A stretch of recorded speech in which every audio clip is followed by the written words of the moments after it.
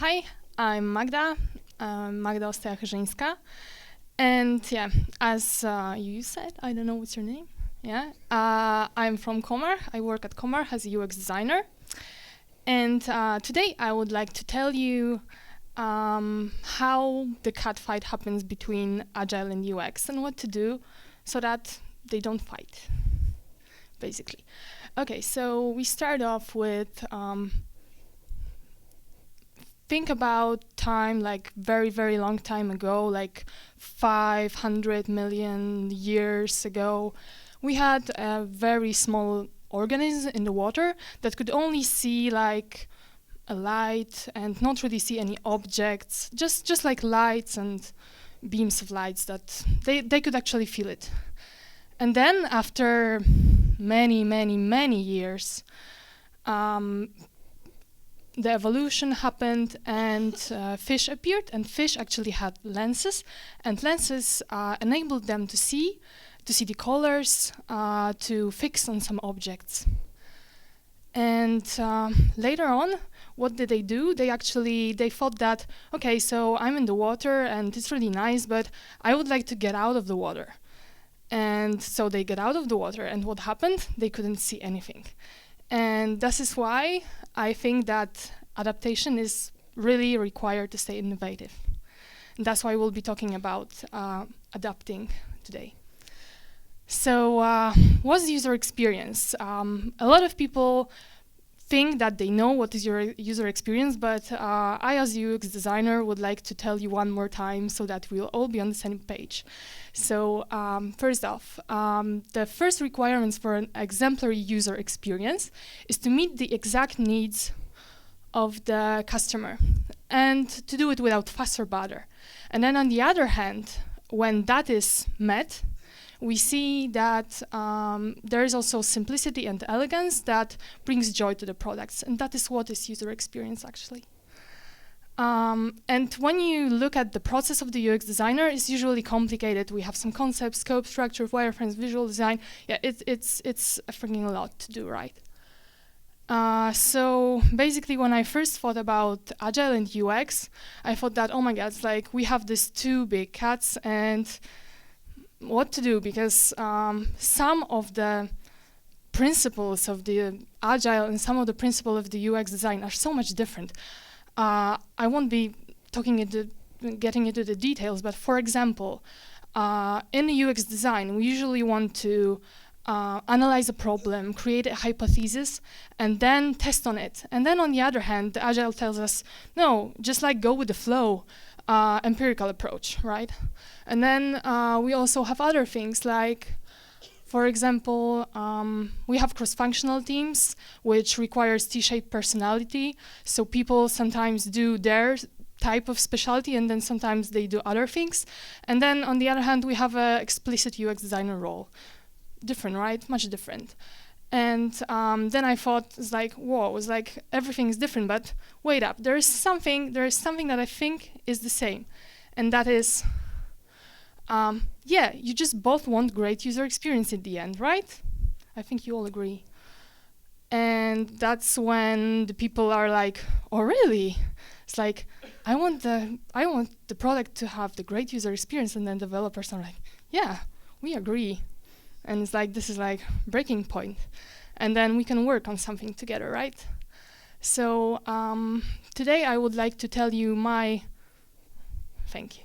Today I would like to tell you my experience from how I tried to combine these two contradicting principles, but not really, as you will see. And this is my experience, so it derived from my working in small companies and also in big companies. And if you're thinking that everything should be the same in your company, it's not like that. Yeah. So like Scrum sometimes will guide you in a different way to get some things done, and that's okay. And don't treat my presentation as something that this should work like that. Not really. It's like you can try that. If it works for you, it's okay. But then if it doesn't, it's also okay. You will find something else. And I would like to base my presentation on Scrum Scrum is one of the processes of the Agile. And I would like to tell you about 3 things. About the processes, about how to combine the processes, about Scrum artifacts, how to use them in order to help you, and also about the practices that you can use. So, getting onto the processes, does everybody know how this works? Like, hands up. Okay, so probably everyone, but if somebody doesn't know, because I've seen some hands not up, we have a product backlog where we have PBA, so user stories, and then development team says, okay, so we will take these kind of PBAs, like 1, 2, 3, 4, 5, and we agree to do it in a closed time box. The time box can be, so in a sprint. So, and a time box could be 1, 2 weeks, whatever, 3 weeks, whatever you work on. And then after the sprint, we get a working increment of the software. So how I thought that it could work is that you could have two how-tos, how to do it. And the first thing is that, well, you can do the design upfront, everything, and then just do the development in Scrum. It's like, yeah, but that's not how we were supposed to do it, right? We were supposed to combine these two. We were supposed to enhance collaboration and not break them, and not break it. So then I started to practice what is called an -1 rule. It's also called, if you know, probably staggered sprints, because some of the work is we get a design sprint that prepares some work for the development, and then the development gets it, and so then the design works on some sprint, another one, and then the development gets it. So basically, it's based on handoffs, and Scrum the Scrum tells you handoffs is not really that great. You should be collaborating. So what I turned up with is that you have to do at the beginning, and that's what also Scrum tells you. You have to have a vision before developing anything. So then UX designer, as somebody said before me presenting here, should work on the vision before getting any development sprints. And they can work together. They can also work with the development team. It depends on how much time do they have. How much time do I have left? Okay. Okay, and then we get to the first sprint, and then the designers can do something for the sprint too. But then on the other hand, development team can develop the things that were agreed on during the vision sprint, and then and so on and so forth, and it goes on. And it quite worked for us, though you have to remember one thing. It is kind of based on handoffs, like I told you before, and you shouldn't just be handing the work. The developers and the designers should collaborate throughout the whole process. So if you're designing, if you're a UX designer, if you're a graphic designer, come to your developers, ask them, maybe we can do some designing together, maybe you can help me, or maybe just have a whole team design meeting. Just please don't use handoffs as everyday works, because then developers will think that, and like the other people, like testers, they'll think that they are not working on the same thing, and that is not what we are aiming at. Then we have the artifacts, and we have the Scrum board, right? Everybody loves the Scrum board. We have to do in progress done. And we also thought that, so we have the Scrum board. Why do we only have the development tasks there? Maybe we should add some designers tasks there. And so then, as we thought, we did it. And this was our first approach, as you can see up left. We just added some, you can actually have more columns like testing, whatever you need, but I'm just doing it in a really short and fast way today and telling you. So we thought that, okay, it's quite natural to have a specification column, right? Because specification column, then the task will go from specification to do, then to do in progress, then to done, and then voila, we can show it to the client after the sprint ends. Cool, right? Well, not really. It appeared that it has some problems because the Scrum board didn't really look like that. The specification tasks that were supposed to be done in the same sprint weren't actually moving. The designer was still working on that, and the developers were blocked all the time. So that we thought that maybe that's not the best way to do it. And then we tried another approach, which was just placing this explicit UX or like graphic tasks just on the Scrum board. But just, for example, name them UX in the corner or have a different color of the card. And we thought, yeah, maybe this will work, right? But then we had this problem that, we had this like PBI here, so user story, and then the tasks belong to that user story. But when we got some UX task, do you hear me, right? When we had the UX tasks in PBA, it resulted that the whole bunch of tasks from this PBA was blocked, and the developers could not take it. So they had to wait for this ticket to like. And then it's like nobody knew that this was already clear. Well, yeah, maybe on daily stand-ups we would see that something went there, so we probably can work on that. But then these things blocked these things, and we didn't know when the blocking was like stopped. Like we could do it right now. So in Jira you can visualize blocking tickets really easily. On a Scrum board like that, not really. And then we had the last approach, which was a design board. So we had the Scrum board and we had the design board, and they were separate. So then you'll tell me like, this is not really collaboration, right? Well, it's not really collaboration, but then on the other hand, it was good for a couple of reasons.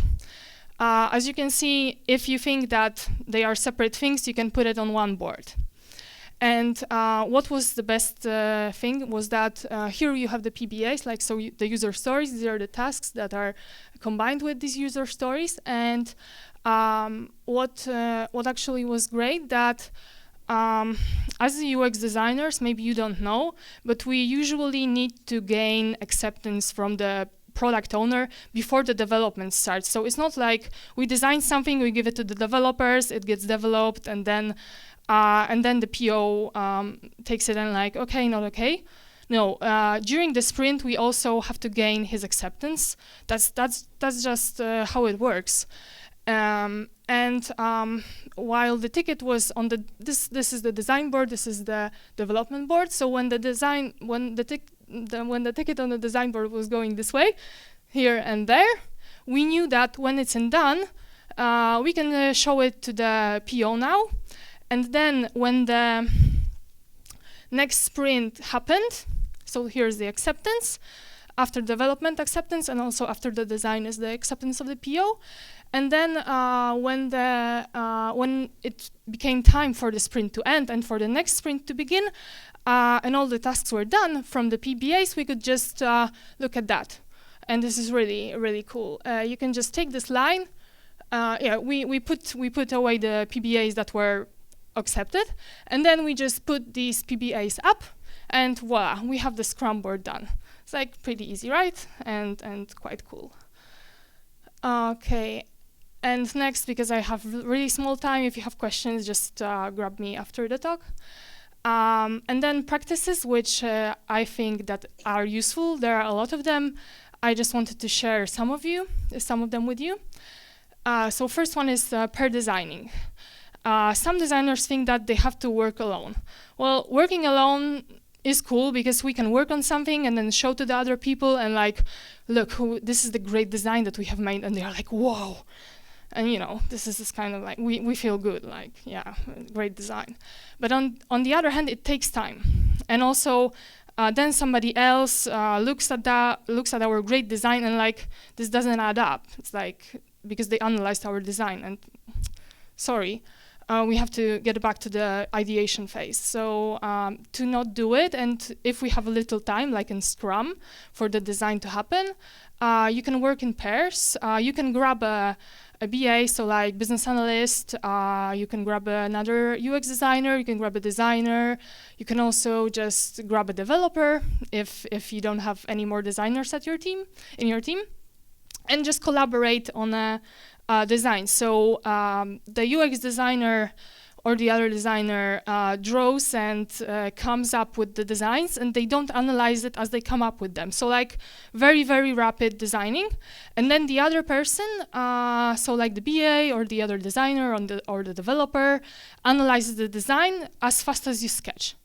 And this is quite good because you get a good analyzed design in a very short amount of time. How much time do I have? Can I end? Yeah. Great. I'm sorry. Okay.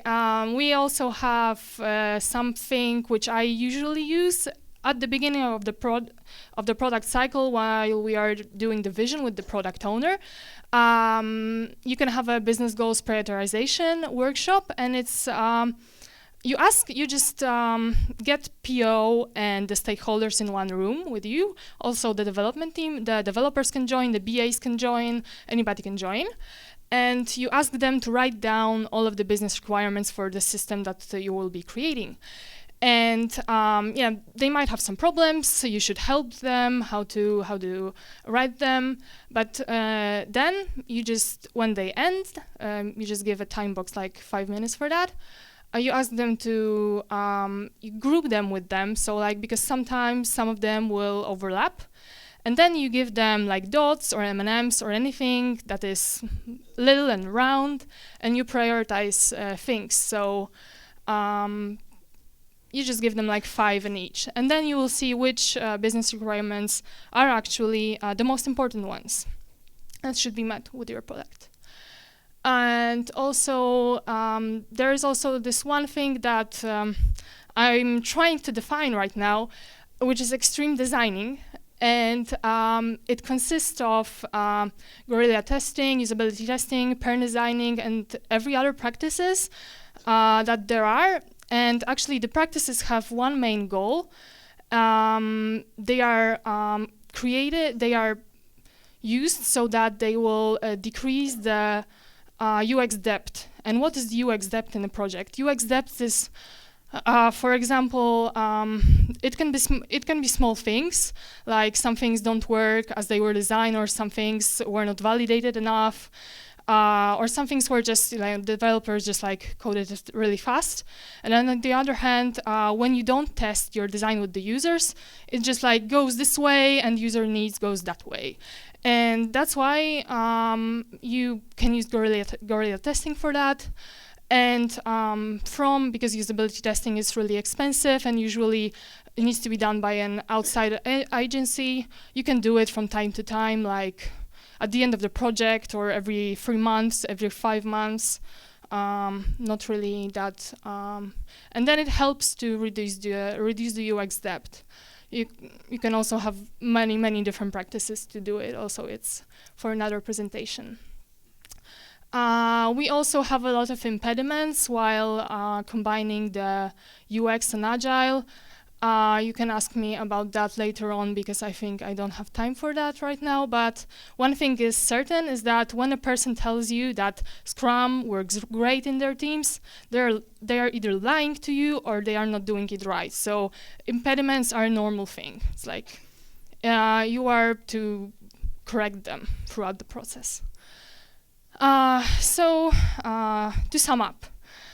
First thing is that development team, the whole development team, so developers, BAs, designers, testers, whoever we have on the team, is responsible for implementing great UX and usability. Without people collaborating and doing it, like the responsibility is on everyone, this won't work. UX designer itself, it just won't work.